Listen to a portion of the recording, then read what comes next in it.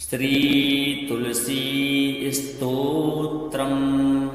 भक्तजनों, जो भी भक्त तुलसी महारानी के इस पावन और दिव्य स्तोत्र को नित्य श्रवण करते हैं, उनके जीवन से अनंत जन्मों की दुख और दरिद्रता का समूल विनाश हो जाता है और जीवन में सुख समृद्धि की प्राप्ति होती है। जीवन खुशियों से भर जाता है। इसके अलावा कई जन्मों के पितृदोष, ग्रह बाधा और वास्तु दोष से मुक्ति प्राप्त हो जाती है। तो तुलसी महारानी की कृपा प्राप्त करने के लिए हमें इस दिव्य स्तोत्र को अवश्य से ही श्रवण करना चाहिए। आइए श्रवण करते हैं। श्री तुलसी स्तोत्रम। जगद्धात्री नमस्तुभ्यं विष्णोश्च प्रियवल्लभे, यतो ब्रह्मादयो देवाः सृष्टिस्थित्यन्त्यकारिणः। नमस्तुलसी कल्याणी, नमो विष्णुप्रिये शुभे, नमो मोक्षप्रदे देवी, नमः सम्पत्प्रदायके। तुलसी पातु मां नित्यं सर्वापद्भ्योऽपि सर्वदा, कीर्तितापि स्मृता वापि पवित्रयदि मानवम्। नमामि शिरसा देवी तुलसीं विलसत्तनुं, यां दृष्ट्वा पापिनो मर्त्या मुच्यन्ते सर्वकिल्बिषात्। तुलस्या रक्षितं सर्वं जगदेतच्चराचरं, या विनिहन्ति पापानि दृष्ट्वा वा पापिभिर्नरैः। नमस्तुलस्यतितरां यस्यैव ध्वाञ्जलिं कलौ, कलयन्ति सुखं सर्वं स्त्रियो वैश्यास्तथा परे। तुलस्या नापरं किञ्चित् दैवतं जगति तले, यथा पवित्रतो लोको विष्णुसंगेन वैष्णवः। तुलस्याः पल्लवं विष्णोः शिरस्यारोपितं कलौ, आरोपयति सर्वाणि श्रेयांसि वरमस्तके। तुलस्यां सकलां देवा वसन्ति सततं यतः, अतस्तामर्चये लोके सर्वान् देवान् समर्चयन्। नमस्तुलसी सर्वज्ञे पुरुषोत्तमवल्लभे, पाहि मां सर्वपापेभ्यः सर्वसम्पत्प्रदायके। इदं स्तोत्रं पुरा गीतं पुण्डरीकेण धीमता, विष्णुमर्चयता नित्यं शोभनैस्तुलसीदलैः। तुलसी श्रीमहालक्ष्मीर्विद्या विद्या यशस्विनी, धर्म्या धर्मानना देवी, देवी देवमनः प्रिया।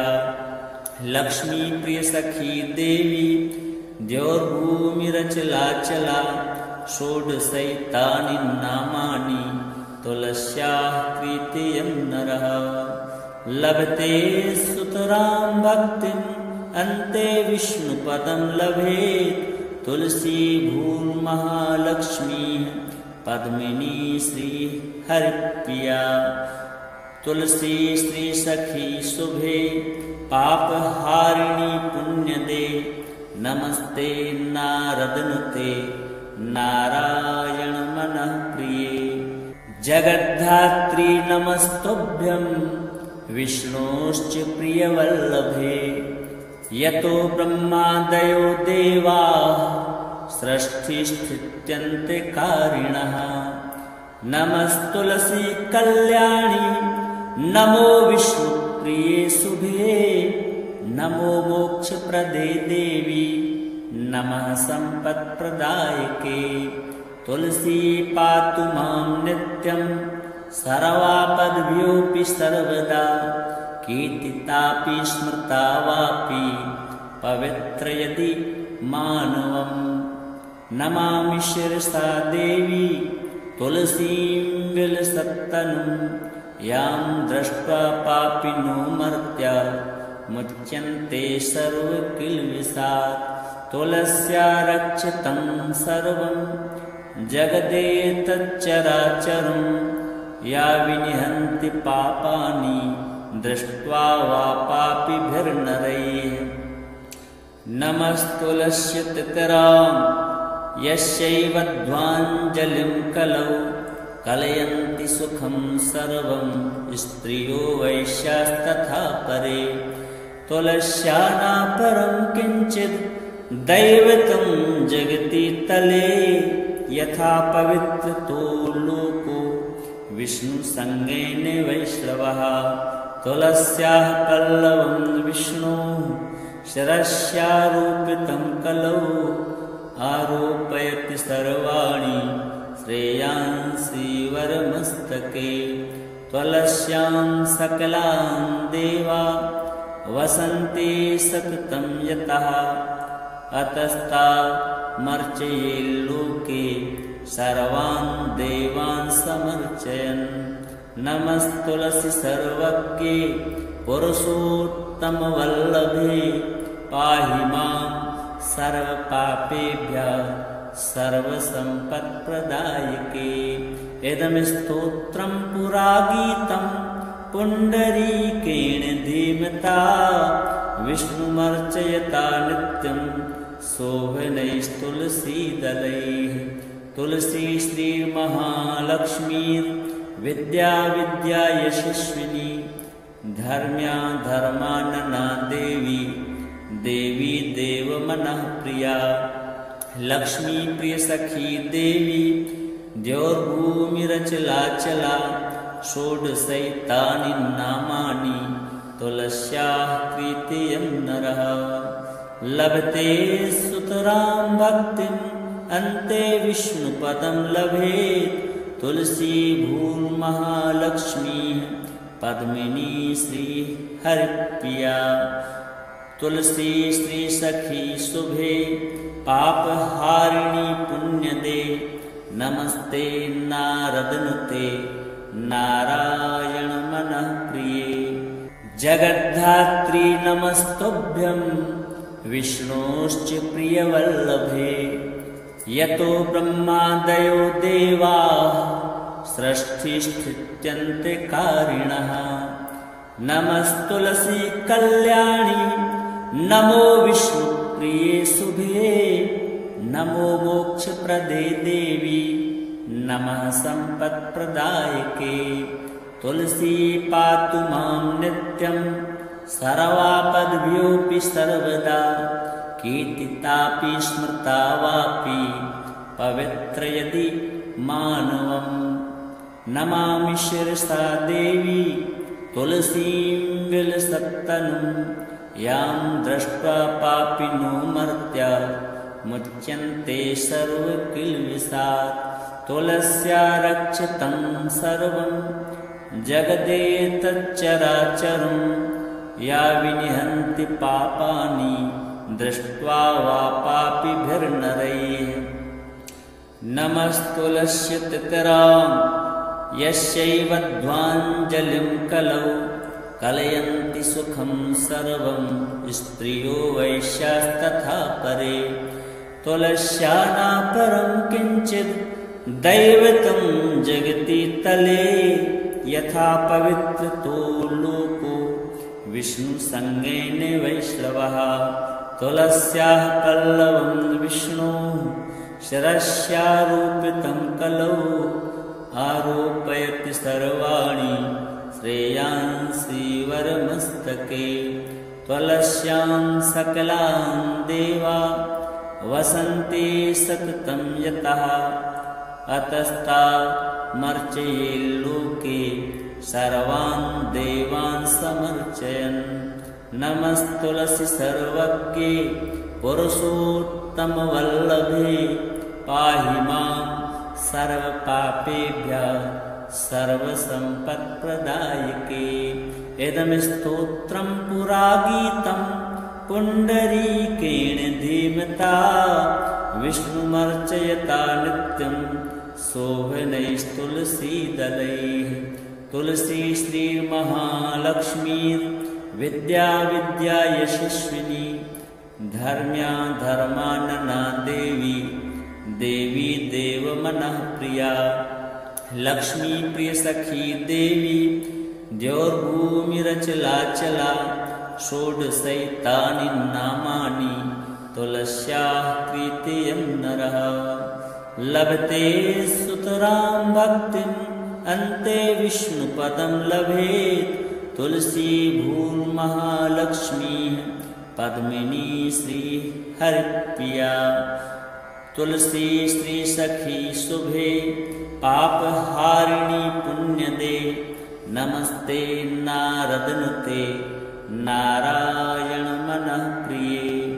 जगद्धात्री नमस्तुभ्यं विष्णोश्च प्रियवल्लभे।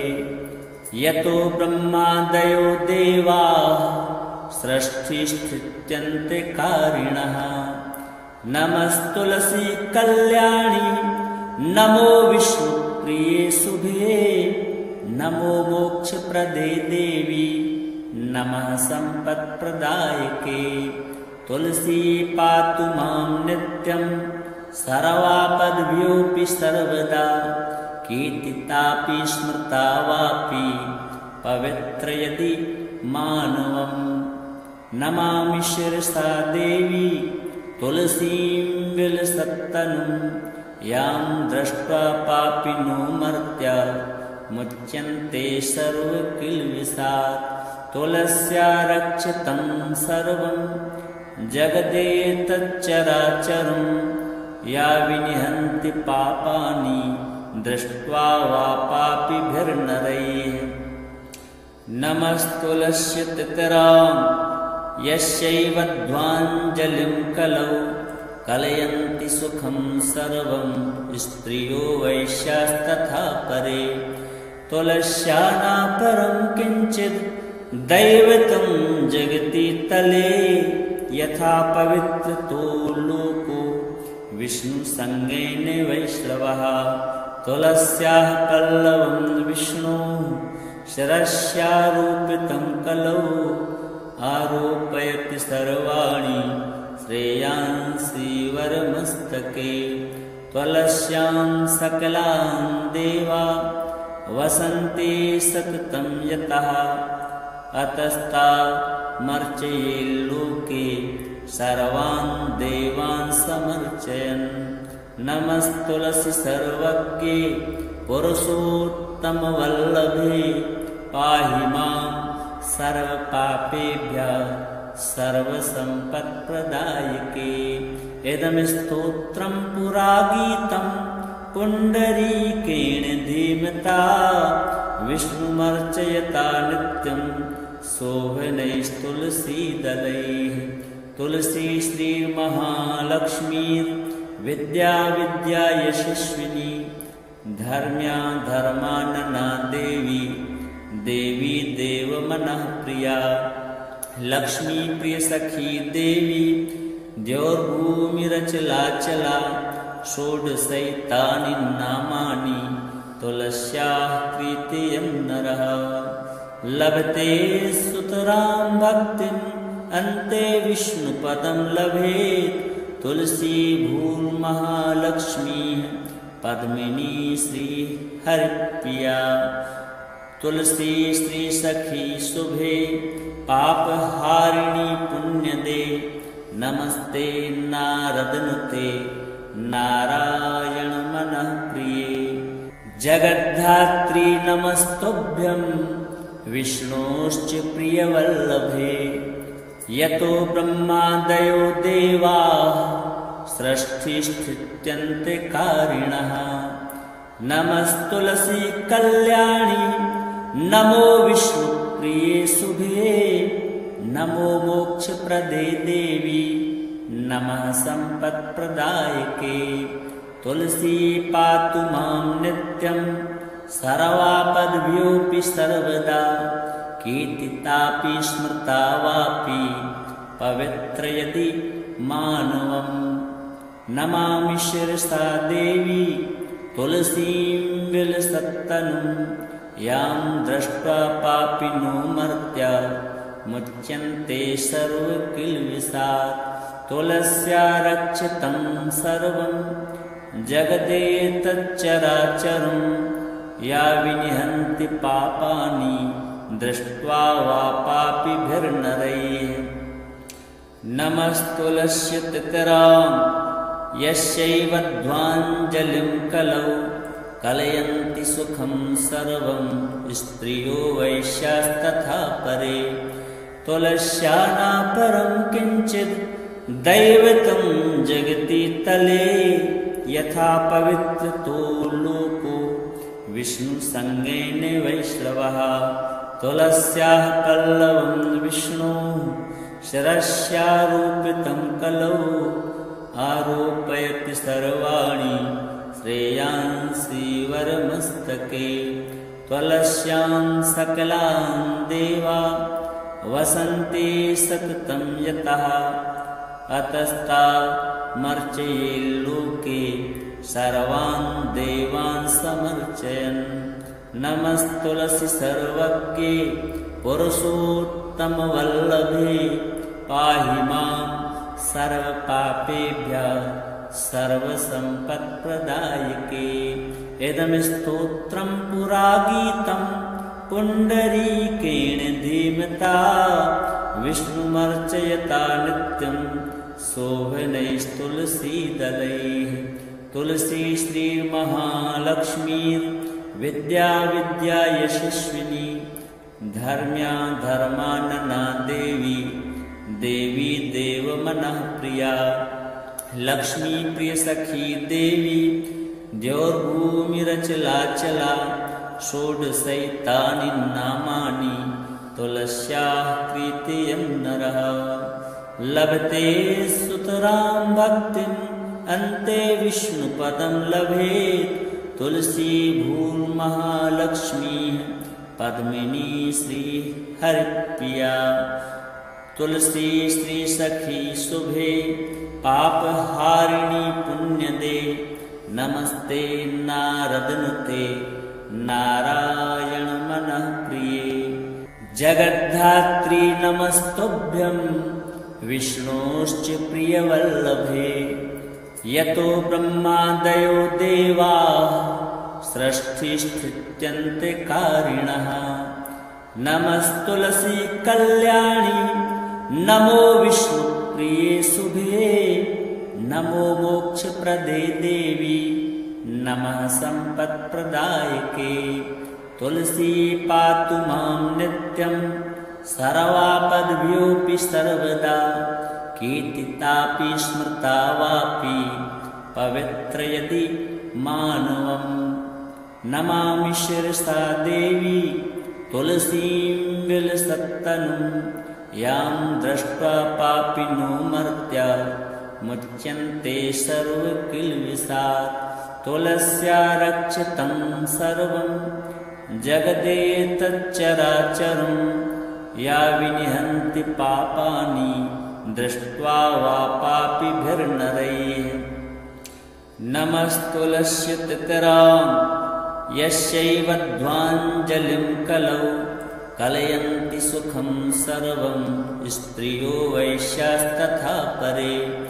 तुलस्या नापरं किञ्चित् दैवतं जगति तले यथा पवित्रतो लोको विष्णुसङ्गेन वैष्णवः तुलस्याः पल्लवं विष्णोः शिरस्यारोपितं कलौ आरोपयति सर्वाणि श्रेयांसि वरमस्तके तुलस्यां सकलां देवा वसन्ति सततं यतः अतस्तामर्चये लोके सर्वान् देवान् समर्चयन् नमस्तुलसी सर्वज्ञे पुरुषोत्तमवल्लभे पाहि मां सर्वपापेभ्यः सर्वसम्पत्प्रदायके इदं स्तोत्रं पुरा गीतं पुण्डरीकेण धीमता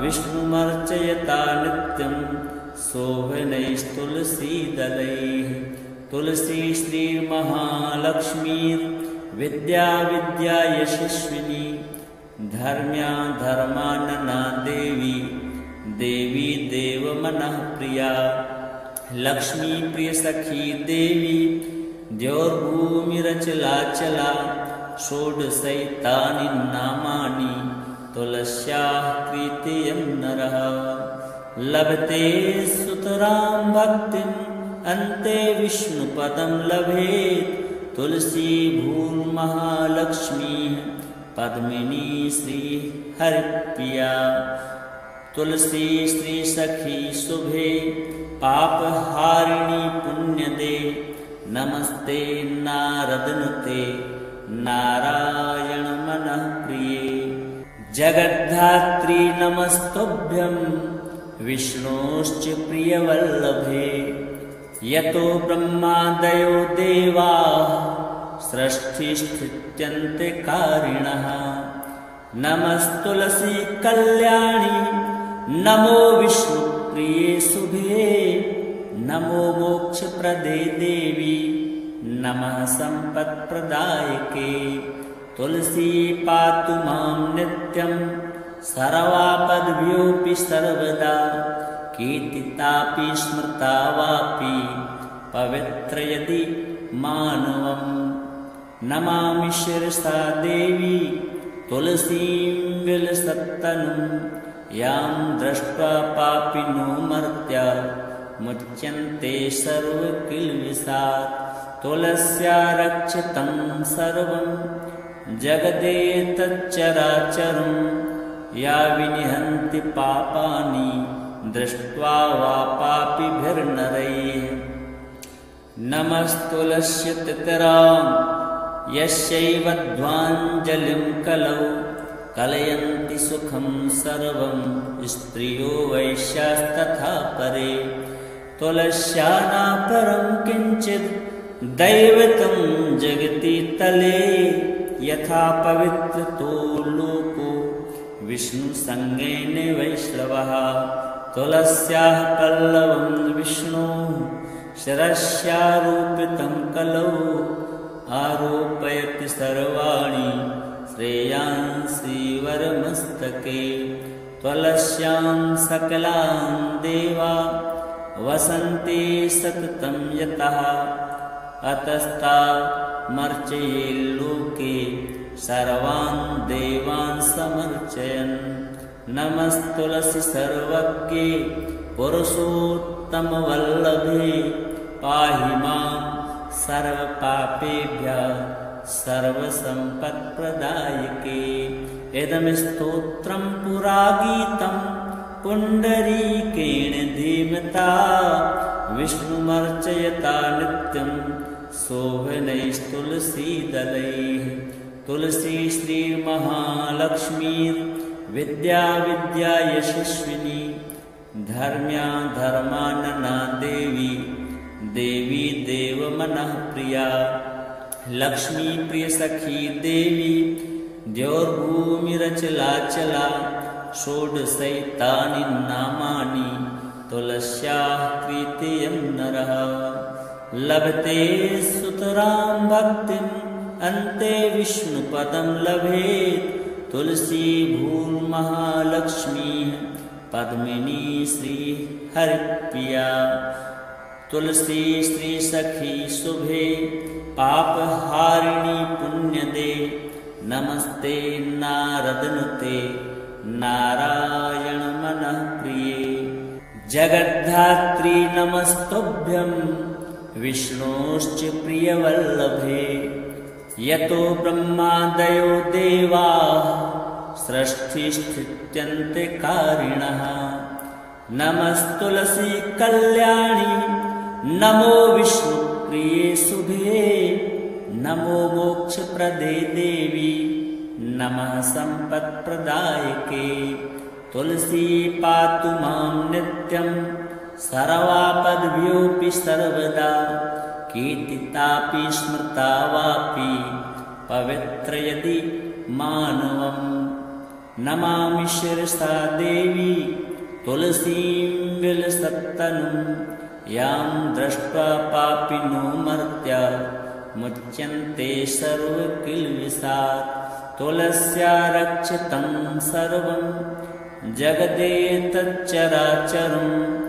या विनिहन्ति पापानि दृष्ट्वा वा पापिभिर्नरैः नमस्तुलस्यतितरां यस्यैव ध्वाञ्जलिं कलौ कलयन्ति सुखं सर्वं स्त्रियो वैश्यास्तथा परे तुलस्या नापरं किञ्चित् दैवतं जगति तले यथा पवित्रतो लोको विष्णुसङ्गेन वैष्णवः तुलस्याः पल्लवं विष्णोः शिरस्यारोपितं कलौ आरोपयति सर्वाणि श्रेयांसि वरमस्तके तुलस्यां सकलां देवा वसन्ति सततं यतः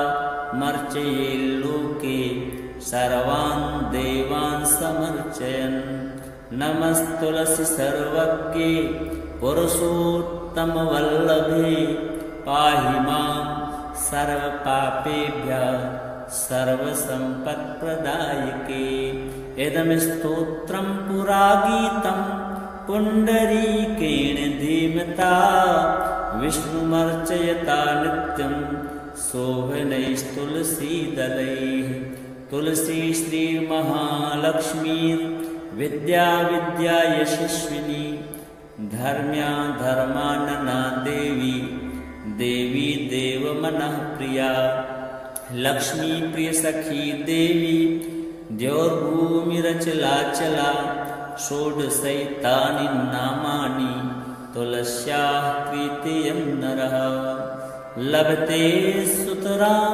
भक्तिम् अन्ते विष्णुपदं लभेत् तुलसी भूर्महालक्ष्मी पद्मिनी श्रीहरिप्रिया तुलसी श्री सखी शुभे पापहारिणी पुण्यदे नमस्ते नारदनुते नारायण मनः प्रिये जगद्धात्री नमस्तुभ्यं विष्णोश्च प्रियवल्लभे यतो ब्रह्मादयो देवाः सृष्टिस्थित्यन्त्यकारिणः नमस्तुलसी कल्याणी नमो विष्णुप्रिये शुभे नमो मोक्षप्रदे देवी नमः सम्पत्प्रदायके तुलसी पातु मां नित्यं सर्वापद्भ्योऽपि सर्वदा कीर्तितापि स्मृता वापि पवित्रयति मानवं नमामि शिरसा देवी तुलसीं विलसत्तनुं यां दृष्ट्वा पापिनो मर्त्या मुच्यन्ते सर्वकिल्बिषात् तुलस्या रक्षितं सर्वं जगदेतच्चराचरं या विनिहन्ति पापानि दृष्ट्वा वा पापिभिर्नरैः नमस्तुलस्यतितरां यस्यैव ध्वाञ्जलिं कलौ कलयन्ति सुखं सर्वं स्त्रियो वैश्यास्तथा परे तुलस्या नापरं किञ्चित् दैवतं जगति तले यथा पवित्रतो लोको विष्णुसङ्गेन वैष्णवः तुलस्याः पल्लवं विष्णोः शिरस्यारोपितं कलौ आरोपयति सर्वाणि श्रेयांसि वरमस्तके तुलस्यां सकलां देवा वसन्ति सततं यतः अतस्तामर्चये लोके सर्वान् देवान् समर्चयन् नमस्तुलसी सर्वज्ञे पुरुषोत्तमवल्लभे पाहि मां सर्वपापेभ्यः सर्वसम्पत्प्रदायके इदं स्तोत्रं पुरा गीतं पुण्डरीकेण धीमता विष्णुमर्चयता नित्यं शोभनैस्तुलसीदलैः तुलसी श्रीर्महालक्ष्मीर्विद्या विद्या यशस्विनी धर्म्या धर्मानना देवी देवी देवमनः प्रिया लक्ष्मी प्रिय सखी देवी द्यौर्भूमिरचलाचला षोडशैतानि नामानि तुलस्याः तृतीयं नरः लभते सुतरां भक्तिम् अन्ते विष्णुपदं लभेत् तुलसी भूर्महालक्ष्मी पद्मिनी श्री हरिप्रिया तुलसी श्री सखी शुभे पापहारिणी पुण्यदे नमस्ते नारदनुते नारायण मनः प्रिये जगद्धात्री नमस्तुभ्यं विष्णोश्च प्रियवल्लभे यतो ब्रह्मादयो देवाः सृष्टिस्थित्यन्त्यकारिणः नमस्तुलसी कल्याणी नमो विष्णुप्रिये शुभे नमो मोक्षप्रदे देवी नमः सम्पत्प्रदायके तुलसी पातु मां नित्यं सर्वापद्भ्योऽपि सर्वदा कीर्तितापि स्मृता वापि पवित्र यदि मानवम् नमामि शिरसा देवी तुलसीं विलसत्तनुं यां दृष्ट्वा पापिनो मर्त्या मुच्यन्ते सर्वकिल्बिषात् तुलस्या रक्षितं सर्वं जगदेतच्चराचरं या विनिहन्ति पापानि दृष्ट्वा वा पापिभिर्नरैः नमस्तुलस्यतितरां यस्यैव ध्वाञ्जलिं कलौ कलयन्ति सुखं सर्वं स्त्रियो वैश्यास्तथा परे तुलस्या नापरं किञ्चित् दैवतं जगति तले यथा पवित्रतो लोको विष्णुसङ्गेन वैष्णवः तुलस्याः पल्लवं विष्णोः शिरस्यारोपितं कलौ आरोपयति सर्वाणि श्रेयांसि वरमस्तके तुलस्यां सकलां देवा वसन्ति सततं यतः अतस्तामर्चये लोके सर्वान् देवान् समर्चयन् नमस्तुलसी सर्वज्ञे पुरुषोत्तमवल्लभे पाहि मां सर्वपापेभ्यः सर्वसम्पत्प्रदायके इदं स्तोत्रं पुरा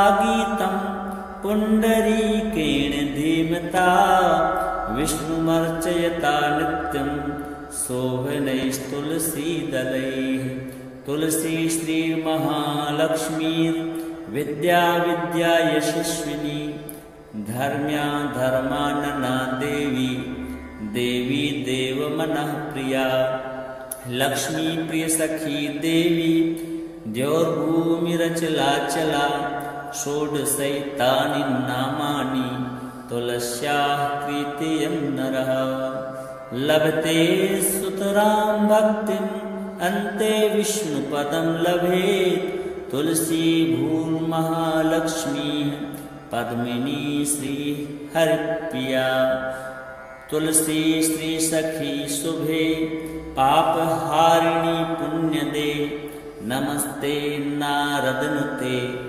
नारायण